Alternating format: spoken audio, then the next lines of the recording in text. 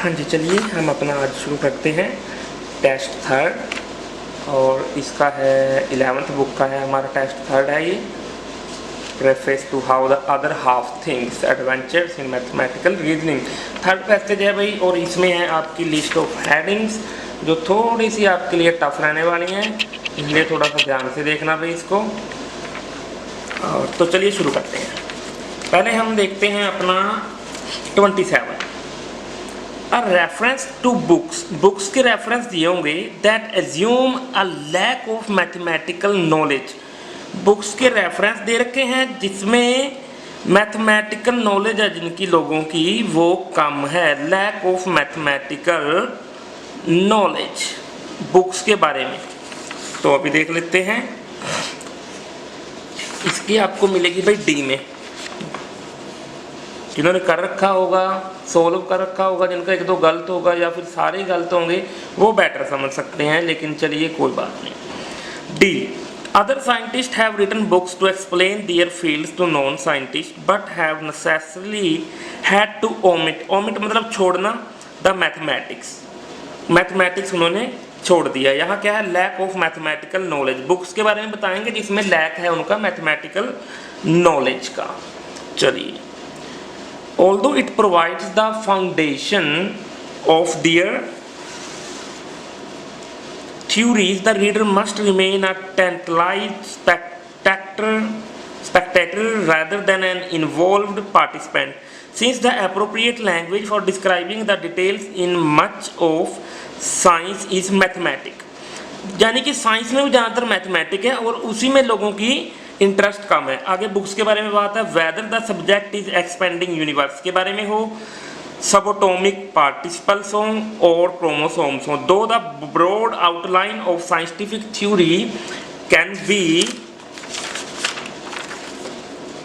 sketched intuitively when a part of physical universe is finally understood. Its description often looks like a page in mathematical text। जो ये book है ना भाई, इन्होंने बताया physical universe की, इसका भी जो पेज है ना, मेन डिस्क्रिप्शन में है जो पेज, वो भी मैथमेटिक्स टेक्स्ट में दिया हुआ है।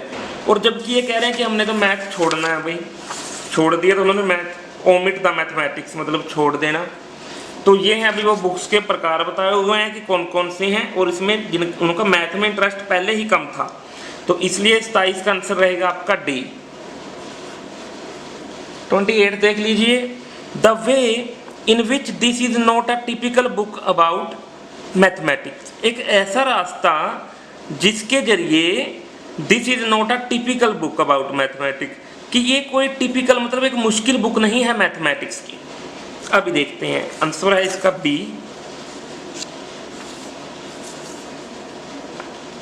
बी में देखिए कि वो मुश्किल क्यों नहीं है, अभी देख लेते हैं। One of my purposes in writing this book is to give readers who have not had the opportunity to see and enjoy real mathematics the chance to appreciate the mathematical way of thinking. I want to reveal not only some of the fascinating discoveries, मैं सिर्फ fascinating discoveries ही reveal नहीं करूँगा, but more importantly the reasoning behind them.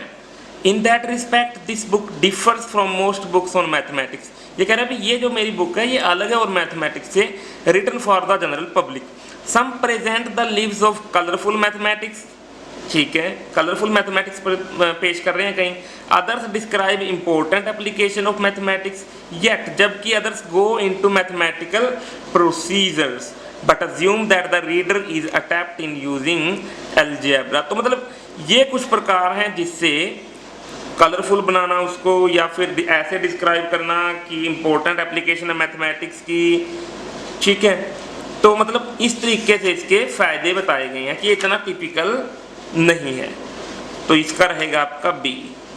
और एक और बात ध्यान रहे, इसमें लिखा हुआ पहले you may use any letter more than once, ठीक है। 3, 6, 8 आपकी ये तो 8 है क्वेश्चंस, जबकि पैराग्राफ है जो आपके वो 7 है, तो एक इनमें से डबल आएगा ही आएगा।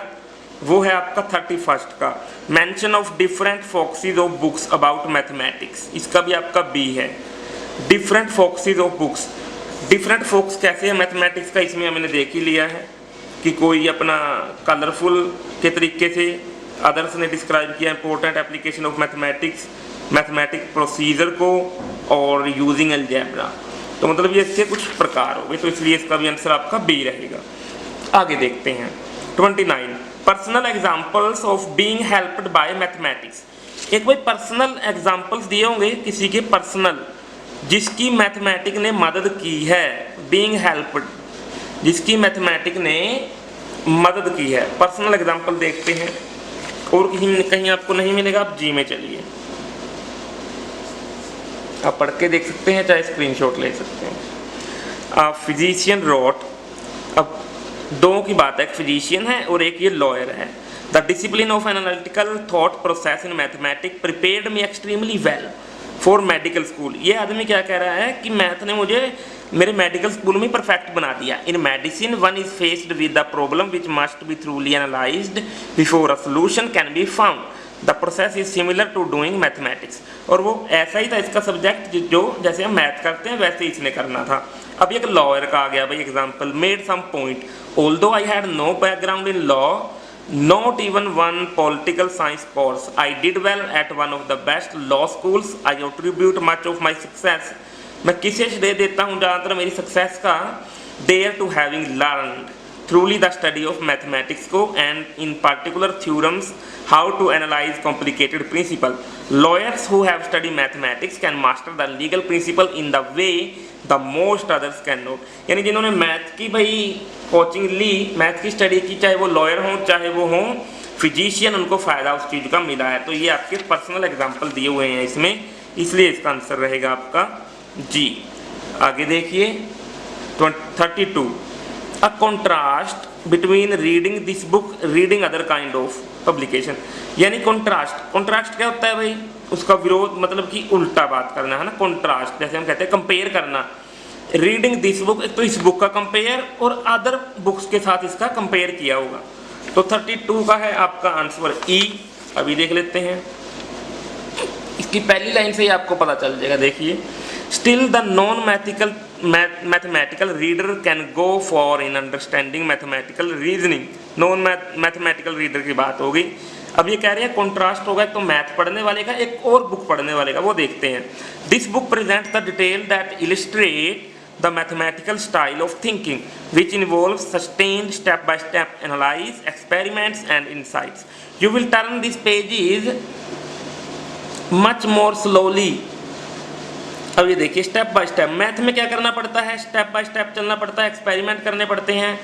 You will turn these pages much more slowly than reading a novel। अगर आप नॉवल या न्यूज़पेपर पढ़ रहे हैं तो उसमें आपको ज़्यादा तेज़ी से आप फोल्ड कर सकते हैं पेजों को, लेकिन मैथ में क्या है, you will turn these pages much more slow. Math में धीरे धीरे हमें पेज पलटने होते हैं। It may help to have a pencil और paper ready to check claims and carry out experiment. तो ये है भाई इन बुक्स के साथ उन्होंने कंपेयर किया है अ नॉवल और अ न्यूज़पेपर, और किसी में ये एग्जाम्पल है ही नहीं। आंसर आपका रहेगा ई। नेक्स्ट देख लीजिए, a claim that the whole of the book is accessible to everybody। एक क्लेम कर रहे हैं कि होल द बुक्स हैं जो सभी के लिए accessible, सभी की पहुंच में है। अभी देख लेते हैं बुक सभी की पहुंच में है या नहीं। ये आपको मिलेगा ए में, ए देख लीजिए। Occasionally in some difficult musical composition there are beautiful but easy parts so simple of beginner could play them। इतने सिंपल पार्ट्स भी हैं इसमें जिसमें बिगिनर्स भी कर सकते हैं। so it is with mathematics as well, यानी मैथमेटिक्स की तरह ही है। there are some discoveries in advanced mathematics that do not depend on specialized knowledge, not even on algebra पर भी डिपेंड रहने की जरूरत नहीं है, geometry, trigonometry, instead they may involve at most a little arithmetic such as the sum of two odd numbers is even। अब इसमें ये कहना चाहते हैं कि मैथ है जो हर किसी की पहुंच में है। Each of the 8 chapters in this book illustrates this phenomenon। Anyone can understand every step in the reasoning। हर कोई समझ सकता है इसको। The thinking in each chapter uses at most only elementary arithmetic and sometimes not even that. arithmetic होता है कई बार नहीं होता. Thus all readers will have the chance to participate in a mathematical experience. सभी रीडर इसमें हिस्सा ले सकते हैं to appreciate the beauty of mathematics and to become familiar with its logical yet intuitive style of thinking. मतलब क्या है कि हर किसी, चाहे वो बिगिनर हो, मिडल हो या कोई भी हो, हर किसी के पहुंच में है. तो आंसर रहेगा ए.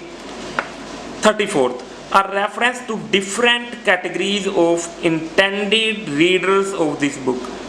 different categories बता रखी होंगी रीडर्स की, इंटेंडेड रीडर्स जिनके इरादे पक्के होते हैं, और ये बुक के जो रीडर्स हैं उनकी डिफरेंट कैटेगरीज अभी देख लेते हैं. आंसर है एफ. डिफरेंट कैटेगरीज इनकी कैसे हैं.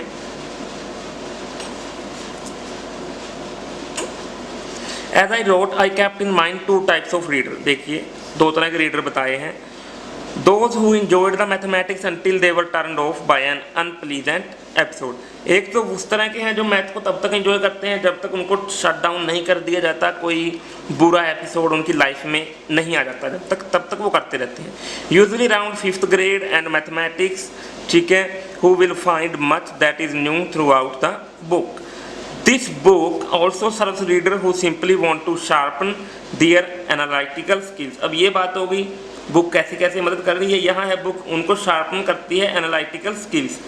Many careers such as law, medicine require extended, precise analysis. Each chapter offers practice in following a sustained and closely argued line of thought. That mathematics can develop this skill is shown by these two testimonial. तो इसमें आपको क्या पता चला है भाई, सारे में डिफरेंट कैटेगरीज बताई हैं इंटेंडेड रीडर्स की. दो तरह के रीडर हैं, उनकी कैटेगरीज वो किस किस तरह की बुक्स पसंद करते हैं, किस तरह की बुक्स उनका माइंड को प्रभावित करती हैं, किस तरह की उनको फिजिकली जो भी है. तो इस तरह से आपका आंसर रहेगा इसका एफ. हम जी लास्ट रखते हैं. अब हमारे वन वर्ड ओनली में है और ये है हमारे 35 से लेके 40 तक के. चलिए शुरू करते हैं. 35th देखते हैं सबसे पहले. Some areas of both music and mathematics are suitable for someone who is a dash. अब म्यूज़िक का भी और मैथमेटिक्स की बात देखो. म्यूज़िक और मैथमेटिक्स की बात कहाँ हुई थी. वो सुटेबल है किसी व्यक्ति के लिए जो क्या है, उस व्यक्ति के लिए सुटेबल है. अब व्यक्ति में कौन है वो व्यक्ति, अभी देख लेते हैं. म्यूज़िक और मैथमेटिक्स की जहाँ बात हुई तो ये देख लीजिए, ए में ही सबसे पहले हुई थी बात हमारी. Occasionally in some difficult musical compositions there are beautiful but easy parts so simple a beginner could play them. beginner के लिए so it is with mathematics as well. Music और मैथमेटिक्स की बात हो गई तो वो किसके लिए सिंपल है, जो कि बिगिनर है. someone are suitable for someone who is a beginner. It is sometimes possible to understand advanced mathematics using no more than a limited knowledge of dash. ये कई बार पॉसिबल होता है एडवांस मैथ को भी समझ लेना using no more than a limited knowledge. अगर हमारे पास किसी चीज़ की लिमिटेड नॉलेज, किस चीज़ की हमारे पास लिमिटेड नॉलेज है जिससे हम एडवांस बन सकते हैं. अब देखते हैं किस चीज़ की लिमिटेड नॉलेज है. जो ये देखिए यहाँ पर अगर हम यहाँ से पढ़ना शुरू करते हैं. There are some discoveries advanced mathematics that do not depend on the specialized knowledge.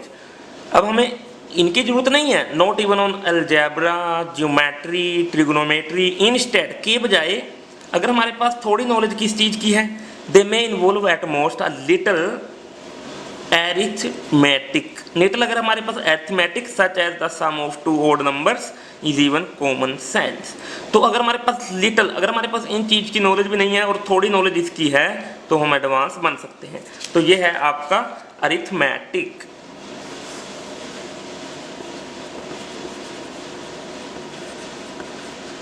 ठीक है जी. अब हम देखते हैं अपना अगला. The writer intends to show that mathematics require.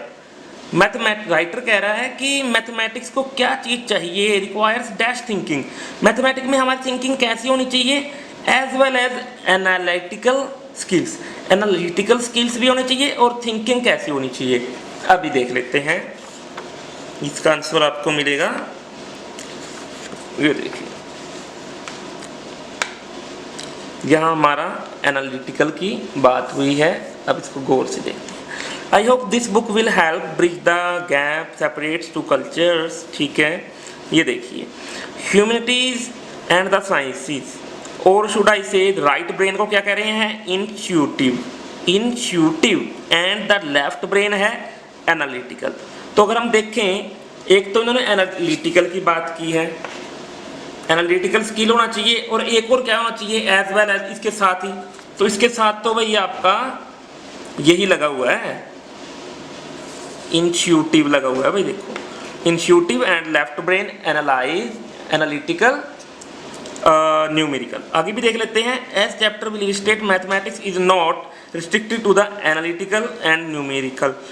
ये अकेला एनालिटिकल और न्यूमेरिकल ही नहीं है, institution play the significant role. Institution लिख दो, इंट्यूशन लिख दो, या इंट्यूटिव लिख दो, दोनों का मतलब सेम है, क्योंकि दोनों को मतलब कि साथ में इन्होंने दिखाया हुआ है। तो मैं लिखता हूँ इंट्यूटिव। 38 देख लीजिए।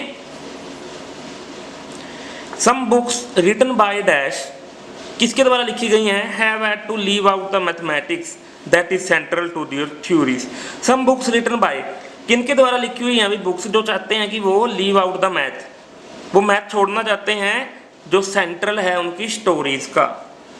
तो अभी देख लेते हैं 38, हमने यहाँ से देखा था, ओमिट मतलब छोड़ना। Other scientists have written books to explain their field to non-scientists but have necessarily had to omit the mathematics, लेकिन उनको छोड़ना पड़ा mathematic, although it provide the foundation of their theory, जबकि उनकी थ्योरी को भी इसने एक फाउंडेशन प्रदान किया था, लेकिन उनको ये छोड़ना पड़ा। तो थ्योरी की भी बात है, और किनके द्वारा लिखा हुआ था ये, साइंटिस्ट्स के द्वारा। आगे देखिए 39, writer advises non mathematical readers to perform dash while reading the book. अभी राइटर कह रहा है कि जो नॉन मैथमेटिकल रीडर है ना, जो और कुछ पढ़ रहे हैं, परफॉर्म डैश, उनको कैसा परफॉर्म करना चाहिए जब वो बुक पढ़ रहे हों। ये देखिए उनको कैसा, यहाँ है परफॉर्म, कैसा परफॉर्म करना चाहिए। ई में देख लीजिए, यहाँ आपको दिखा था non medical reader, mathematical reader sorry, और यहाँ था नॉवल और a newspaper. It may help to have a pencil and paper ready to check claims and carry out, perform यानी कि कैरी आउट एक्सपेरिमेंट्स, उनको एक्सपेरिमेंट्स करते रहने चाहिए, कैरी आउट या परफॉर्म, रीडर टू परफॉर्म, या यहाँ पर क्या लिखेंगे अब हम, एक्सपेरिमेंट्स, उनको एक्सपेरिमेंट्स करते रहने चाहिए रीडिंग बुक के दौरान। अब लॉयर की बात है, हमें पता है लोकेशन कहाँ है इसकी। A lawyer found that studying dash helped even more than other areas of mathematics in the study of law. ये लॉयर कह रहा है कि किस चीज़ की स्टडी ने उसको ज़्यादा मदद की मैथ में, मैथ का कोई चैप्टर है भाई, मैथमेटिक्स तो दे दिया, मैथमेटिक्स की किस चीज़ ने उसकी ज़्यादा मदद की अदर एरिया से, यानी कि मैथ का देखते हैं कौन सा पार्ट है जिसको पढ़ के उसको मदद मिली लॉ में। तो ये देखिए 40 आप देख लीजिए यहाँ जी में, यहाँ देखिए, यहाँ से अगर हम पढ़े हैं, आई डिड वेल, लॉयर की बात हो गई, I did well at one of the best law schools, I attribute much of my success there to having learn. भी मैं अपनी ज़्यादातर श्रेय देता हूँ अपनी सक्सेस का कि मैंने वहाँ से सीखा है। Through the study of mathematics and in particular, विशेष रूप से क्या है, theorem, how to analyse complicated principles. तो औरों के मुकाबले मैथमेटिक्स में पर्टिकुलरली थ्योरम से उसको बहुत ज़्यादा हेल्प मिली है। तो मैं यहाँ कर देता हूँ इसका थ्योरम्स। Thank you guys.